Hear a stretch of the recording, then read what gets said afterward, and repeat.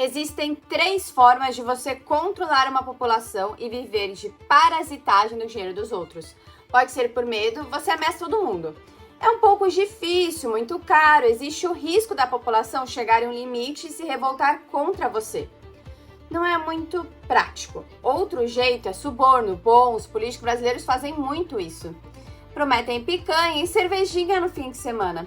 Mas ainda existe um limite de dinheiro que você consegue roubar de uma pessoa para dar para outra. Chega um ponto em que a conta para de fechar e esse sistema colapsa. Fora que quem é roubado nunca fica muito feliz com isso, não é muito eficaz. E a terceira forma e mais eficaz é a doutrinação. É ter os intelectuais que decidem o que a população vai aprender, em última análise o que ela vai pensar, e ensinar que devemos obedecer sempre os políticos sem questionar. Isso funciona de maneira mais descarada em Cuba, na Coreia do Norte, na China, e aqui no Brasil temos o MEC e o Enem. Senhoras, senhores, Catarina aqui. Hoje vai ser um daqueles vídeos que eu vou passar raiva. Eu já passei uma raiva do caramba pesquisando esse tema, imagina agora gravando. Se prepara porque você também vai passar raiva. E eu vou começar de cara com isso. Por que a educação no Brasil é tão ruim?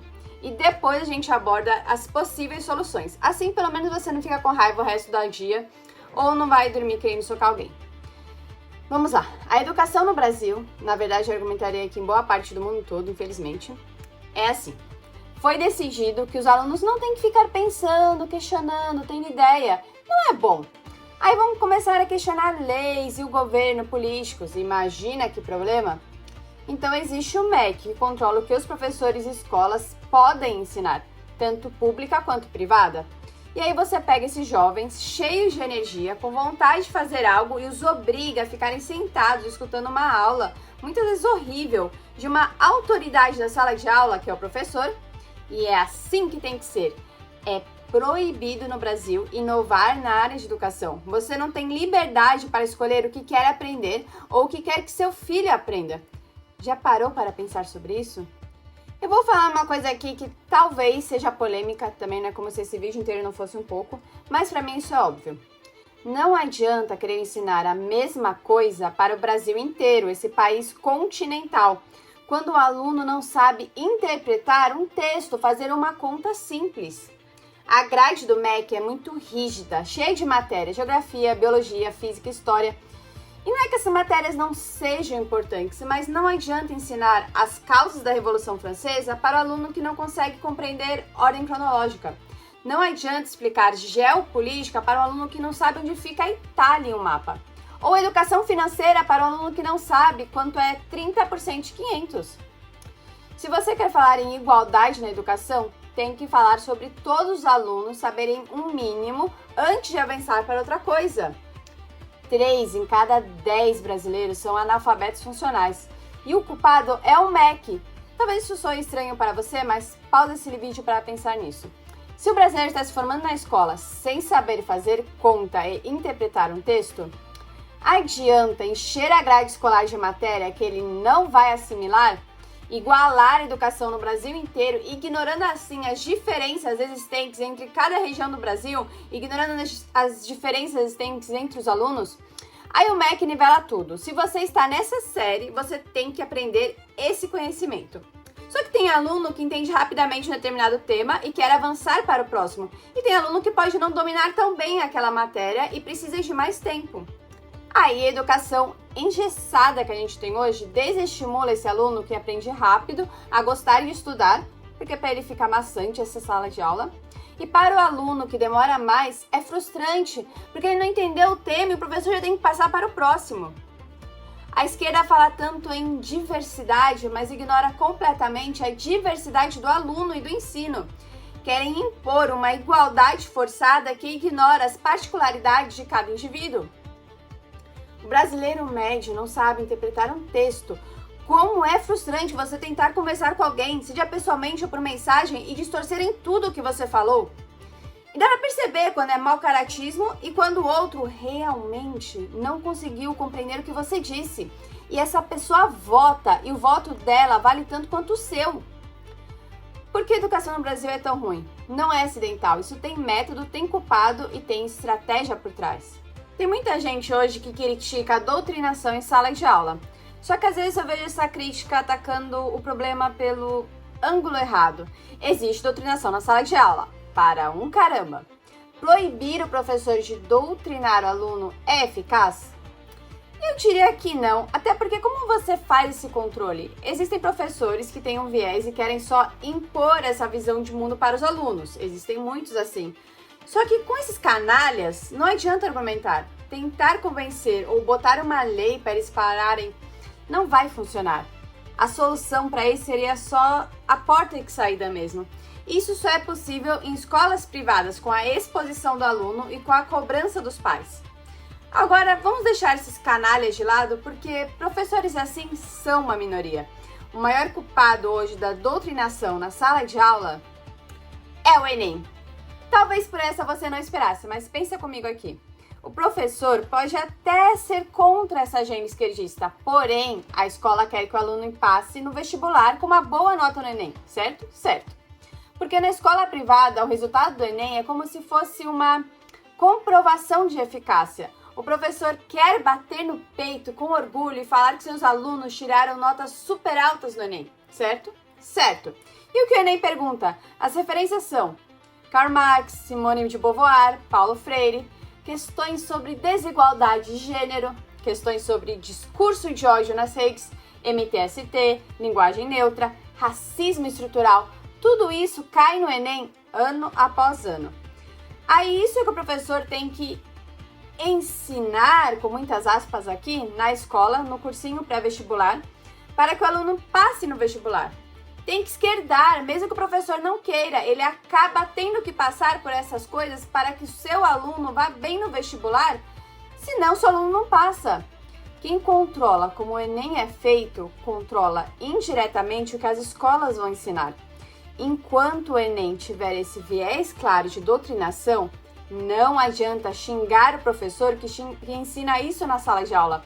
A gente precisa atacar a raiz do problema para que algo mude de fato.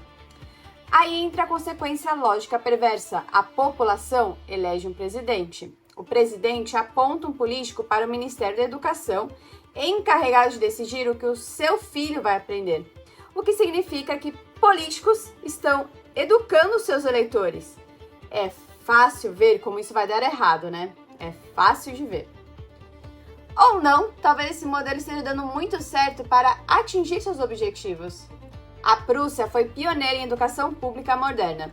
As primeiras escolas estatais obrigatórias com currículo nacional padronizado, com professores treinados pelo Estado, e o intuito dela não era educar, nunca foi. O intuito era criar obediência cega, reduzir o raciocínio crítico. E aí eu te pergunto, isso mudou de lá para cá? É proibido inovar na educação. Educação é um mercado. Se você tiver uma ideia maravilhosa de como fazer uma escola diferente, onde o aluno vai, por exemplo, aprender na prática de verdade, talvez com convênios com empresas, onde ele verá na prática o conhecimento que deveria estar aprendendo, talvez isso seja mais eficaz para alguns alunos, talvez o modelo tradicional seja melhor para outros, mas essa diferença entre uma escola e outra respeitaria a diversidade do indivíduo, que pode escolher o que funciona melhor para ele.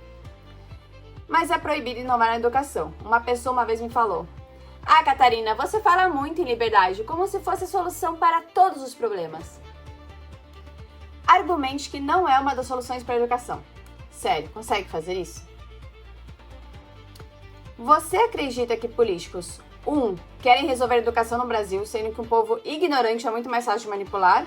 E 2, mesmo que eles quisessem, mesmo que você tenha uma síndrome de Estocolmo absurda e defenda que os políticos são bons e sim, querem resolver esses problemas, são pessoas iluminadas e boas, você acha que eles conseguem fazer isso?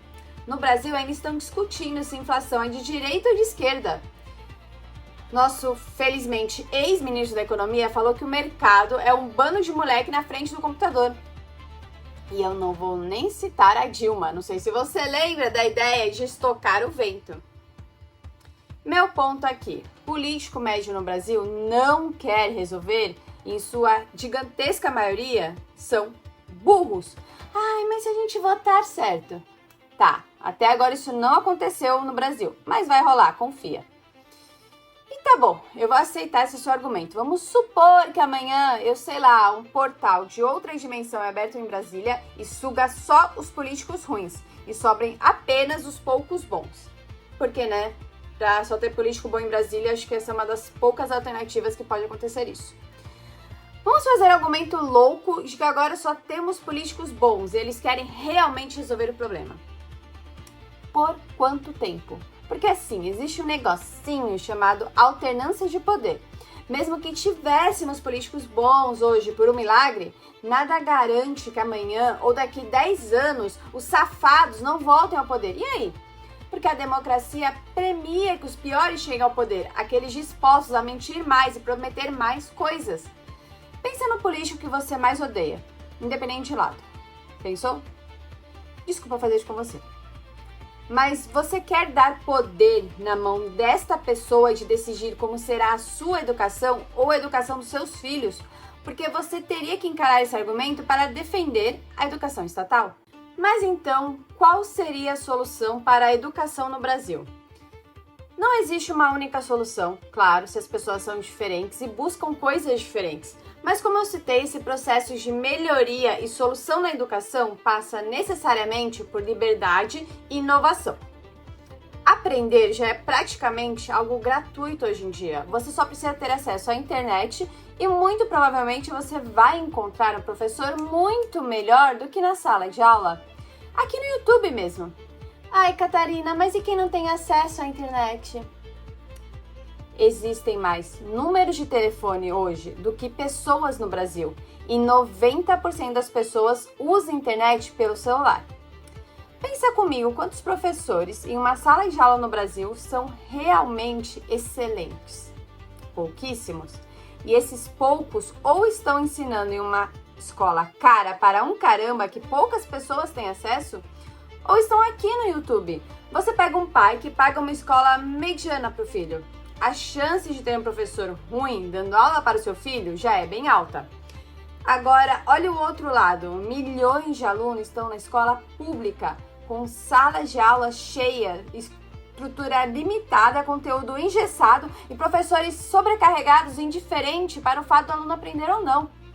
Existe conteúdo de graça no YouTube muito melhor do que esse que a criança aprende na escola. Por que não se aproveitar disso? Por que não dar a possibilidade de uma educação boa e de verdade para todas as crianças no Brasil?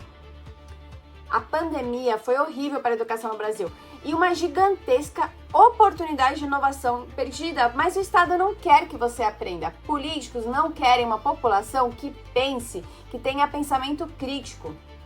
Ai, mas aí não ia socializar. Aí você teria que ignorar o fato que a criança chega em casa da escola e vai direto para frente do computador falar com os amigos.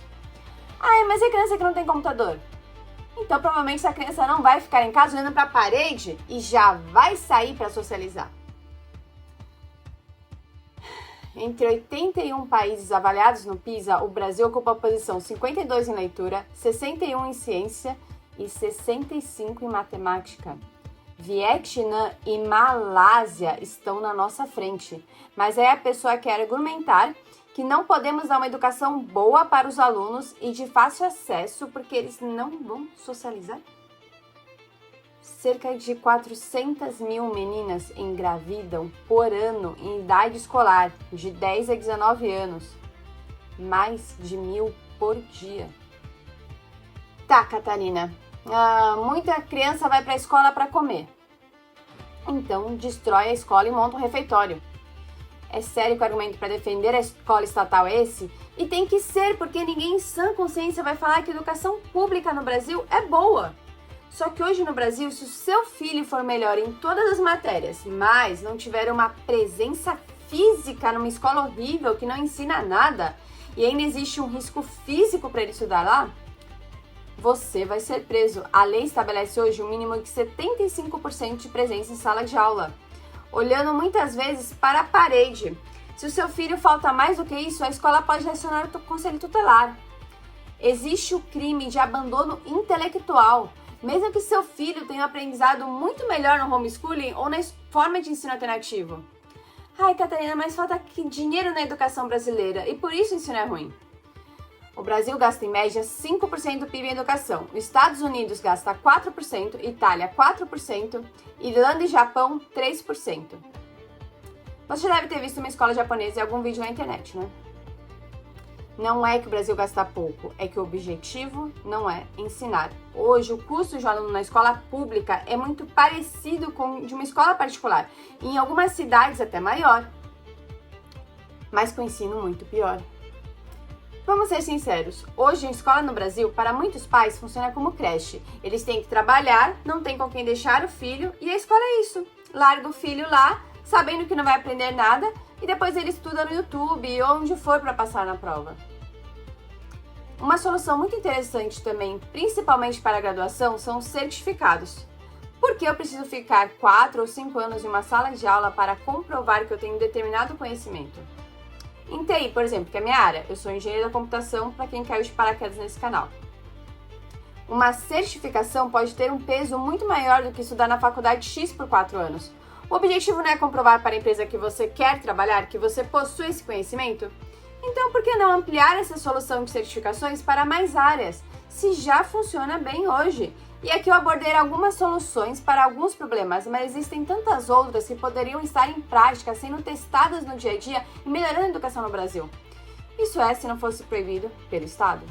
Tem um livro muito bom para quem quiser se aprofundar no tema de educação, que é o The Beautiful Tree, ou Bela Árvore em português, do James Tully. Acho que na Amazon tem, se achar, eu vou deixar o link na descrição.